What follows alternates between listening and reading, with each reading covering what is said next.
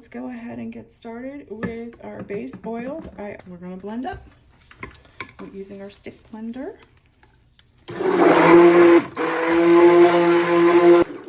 All right, that's fully emulsified. That's a good mix there. Okay, so the next step, what we're going to do is add our lye water solution. We don't want any lye pockets or anything messing up our pH of our soap. So just as a safety measure for the pH and the turnout of our bar, and make sure we get any lye clusters. So let's go ahead and pour. Okay, I don't see any. It looks like it did fully dissolve. It's just a precaution. Okay, so the next step is we want to go ahead and, we don't want to overdo it. Just pulsate a few times and get this a little thicker and fully mixed. All right, that's looking really good. And now we're gonna go ahead and add our fragrance. And what I did with my fragrance oil is I added a little bit of titanium dioxide or a tablespoon per pound of oil of kaolin clay, white kaolin clay. And what this does is I find that it anchors my scent. And during the whole 6-week cure time, when the chemistry happens of this bar, sometimes you can lose your fragrance and you end up with something that doesn't have any fragrance. So I find that for the long haul of the bar, that anchoring it and mixing kaolin clay helps that just a little bit. It's oil in the whole batch. And make sure you get all that. And oh, the fragrance that we're using today is Aztec Harvest. This is a science. So, you know, I find that once I add the lye water and blend that, but adding fragrance or colorant, I hand blend because the thickening agents. So we need to separate this into 2 other batches. So we're going to pour it into smaller cups so we can do a swirl. And another red, and then the remaining, we're going to add gold Brazilian clay.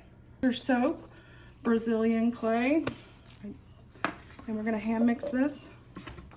Okay, that's looking really pretty. I like this, almost a light orange mustard color. It's a pretty orange salsa, Crafter's Choice orange salsa mica powder. This is Angry Rose, Mad Micas. Really starting to thicken up. So I don't want it to be all thick where I have to dish this out into the mold. Ugh. Okay, look at that color. Wow, that's so pretty. You can see that. Ta-da! These are our embeds for the top of the bar, and go ahead and pour our base color, which is this beautiful clay. Rocks color good. Oh, it looks so pretty. This clay has just this nice little glistening to it.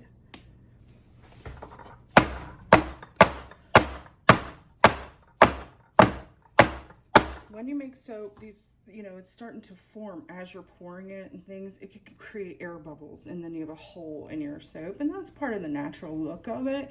But I try to prevent it as much as possible. So that's why I clink it down a lot. I pour orange, and it's getting too thick. Wow. So we're just gonna slop it in there.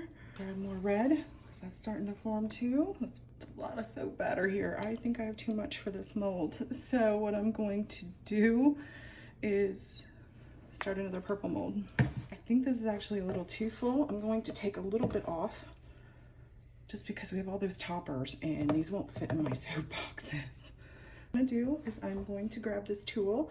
It is called a hanger swirl, and I picked up mine at Brambleberry. It is simply a coat hanger wrapped in plastic coating. It's nice. And I just molded it to the shape, so I'm just gonna dip it in and swirl it around a bit. Just move it around, just a little bit. Do it this way, a little. Perfect. Okay, so now I'm gonna go ahead and flatten the top. And this is fun because we don't know what it's gonna look like until after the cut. And now we're going to add our beautiful floral peony embeds. Okay, I was gonna cut them, but now I'm just like, just throw them on sale. Yes, I talk to myself while I'm soaping. It's quite okay. Accept yourself.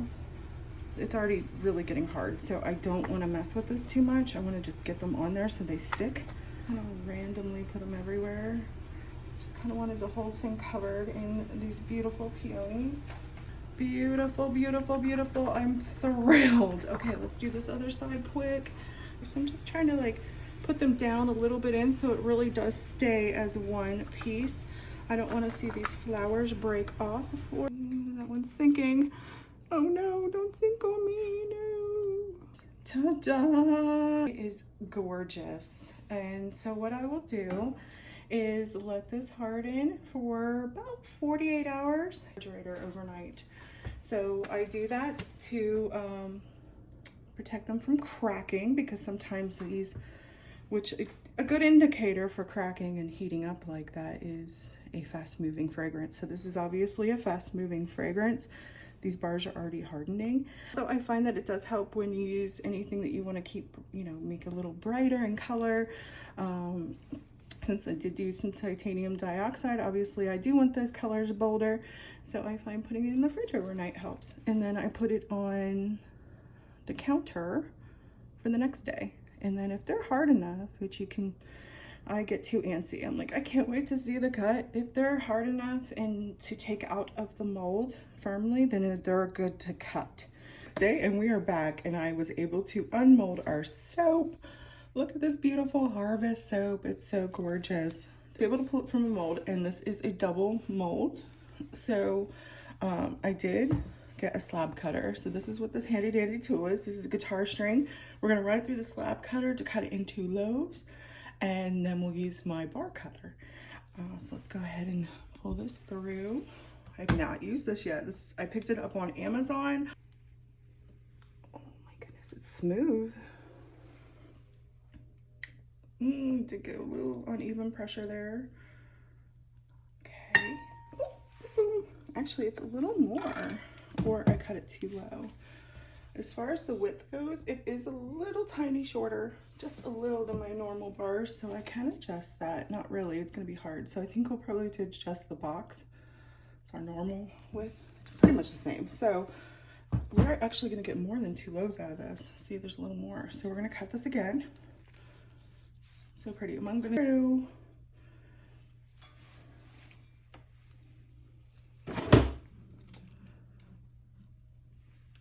trying to go with even firm pressure, but not too much, because I don't want to like damage these bars. They're only a day old. 7.5 loaves out of that. That's pretty cool. So I'm excited. So let me take this apart. I guess one of the flowers popped off somewhere. We'll figure that out. Oh, it's right here. Can probably just press that in at this point and switch out this cutter.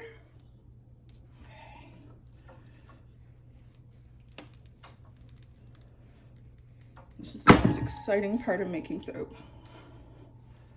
Ooh, that color, that is very pretty. I am thrilled. And I can always cut these up with the beveler and trim them up and make them look prettier on the edges. And you can use a vegetable trimmer to do your edges. 6 weeks cure time. As these cure on my shelf, this color will look a little different. Cranberry and orange, and then the golden clay. This is clay.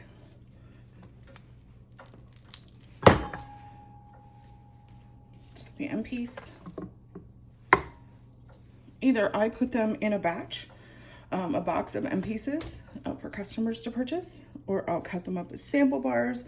I never use the pretty bars. Those are for sale. My shower is full of the ugly M pieces, okay? So pretty, love it. A half size bar, because you don't get sick of it as much. Oh my goodness, we're not gonna do it that way. I kind of screwed that up. It moved on me, so we can't do that sideways. We'll do a full frontal. Oh, these embeds are a little tight. They're getting harder. Well, this one's cool. I just smashed this in the mold. This was just leftover, just to plop it in because it was hardening fast. I thought there was going to be a lot more holes in this, and honestly, I'm kind of thrilled how these little half-size bars turned out. They're so cute. I love how these bars turned out. This is definitely some firsts for me, you know, using a slab cutter and more than one loaf making at a time. So as I Anyway, I hope you have a wonderful day, and I encourage you to get out there and try something new, because working with a slab cutter and multiple molds at once kind of gives me anxiety. So this was something new for me, and I actually found it calming. I liked it. So you never know. Anyway, have a wonderful day.